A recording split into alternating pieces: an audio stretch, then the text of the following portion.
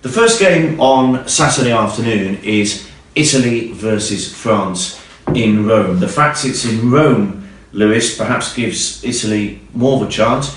Maybe they'll be galvanised by what they achieved at Twickenham, although how much of it was Italy playing well as opposed to Italy coming up with a bit of a genius master plan that bamboozled England for half the match? I don't know. But the French, they've lost 2 out of 3, but they've played quite well, haven't they? They seem to be playing better than in recent years. So you'd think the French would continue and it will be another nail in Italy's coffin, particularly when people like you think the likes of Georgia should be given a chance in the Six Nations. I don't think Italy played particularly well. I think, Conor O'Shea, Mike Catt, Brendan Venter, hats off to their knowledge of the game and their ability to delve deep and legally within the rules of the game and come up with a tactic that completely bamboozled England and the players, the coaching staff, and was the reason we got that reaction from Eddie Jones at the end of the match. I think it was a little bit of embarrassment, frustration that Italy hadn't just turned up, rolled over and died and allowed England to practice their moves for the Scottish match, which is essentially what England needed and wanted to do. Let's look at this Italy-France match. Are France going to do anything other than put one over on Italy quite convincingly? I can't see it going any other way. I can't see Italy come up with another monster game plan that's going to really put problems in the French ranks. France in Italy, I think they're quite confident. They're playing quite well, the French, aren't they? Even though they've lost a couple of games. Yeah, and they've had some cracking performances. Not least by their sort of talisman at number 8, who's had just a phenomenal campaign. Yeah, Louis Bicamot.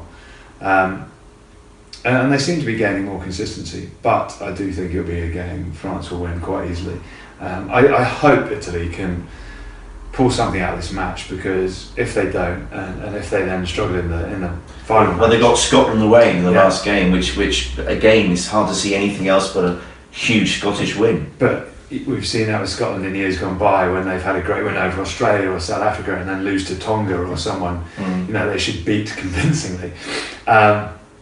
But you're right, and if they do, I think the Six Nations and the competition really needs to be addressed, and let's look at the format and how we can get teams like Georgia involved. They're really going to push teams and challenge the likes of Italy to improve, and the likes of Scotland who have improved. A France win by a minimum 25 points. Minimum 25 points. Are the French back? They're certainly improved. From that turmoil that they've had over the last sort of decade, really, it's been. They seem to be now on much surer footing. Maybe the loss of a lot of more senior players has allowed the growth of this new generation coming through. It's still proliferated with like the Bastros guys that have been around, the Picamots guys that have been around for a long time.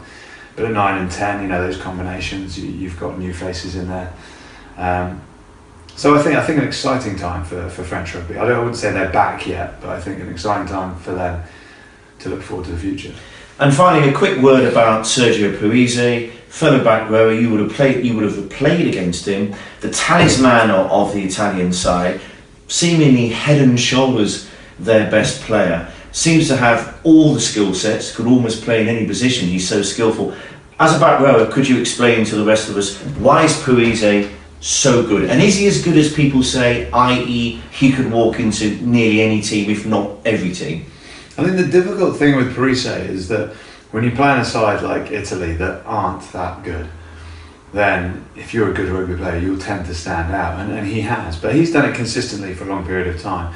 Would he walk into any international side? I don't know if he would, but he's certainly a very talented rugby player. The battle between him and Picamol, two really fantastic players.